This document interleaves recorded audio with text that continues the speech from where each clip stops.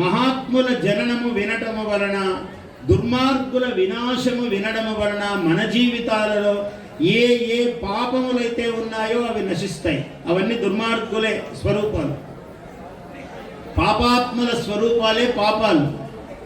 కంసుడు, కాలనేమి ఇలాంటి వాళ్ళందరినీ సంహరించాడు కృష్ణుడు అంటే మనలో ఆయా దోషాలు ఏమున్నాయో. కంసుడుగానే ఉన్నాడా మనలో? ఏదో ఒకటి చూస్తే ఓర్చలేము, ఎంత బంధువు అయినా వాడిని ఓర్చలేము, ఎంత దగ్గర వాడైనా మనకు ఓర్పు ఉండదు. ఏమంటే మా అన్నేనండి కానీ అని అంటాడు. అన్న లేదు, తమ్ముడు లేదు, వాడికి ఉంటారు అట్లా జన్మ ఎత్తి. కాబట్టి వాడికి ద్వేషం పొంగుతూ ఉంటుంది. అలాంటి ద్వేష భావనలు ఏవైతే ఉన్నాయో అవి నశిస్తాయి. ఈ పురాణ కథలు వినటం వల్ల అవి నశిస్తాయి. అట్లాగే కృష్ణుడు పుట్టటం చాలా మహాద్భుతం. కృష్ణుడు జన్మించాడు అనగానే అందరూ కూడా పాలతో పెరుగులతో వసంతాలు చల్లుకున్నారట. ఏదో మనం రంగులు కలుపుకున్నట్టు కాదు, పాలు పెరుగులు చల్లుకున్నారంట. అంతా గొల్ల ఇళ్ళు కదా, అంతా గోపాలక గృహాలు.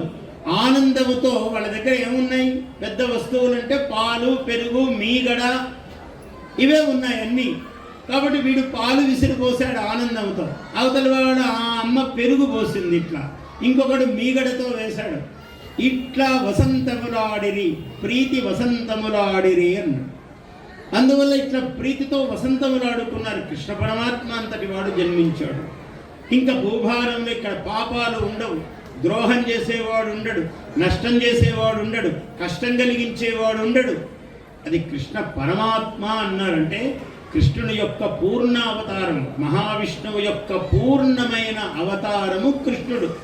అన్ని అంశావతారాలు, ఏకేచ అంశకళా సర్వే కృష్ణస్తు భగవాన్ స్వయం అన్నారు. ఇవన్నీ తక్కినవన్నీ అంశకళలయ్యా, కానీ కృష్ణుడు మాత్రము పూర్ణ అవతారము అన్నారు. అటువంటి కృష్ణ జన్మ, ఆయన మహామాయ ఎలా ఉద్భవించింది, దాని నుంచి లోకం ఎలా రక్షింపబడింది, ఇదంతా కూడా విష్ణు పురాణంలో. Please subscribe to our YouTube channel. Like and share this video.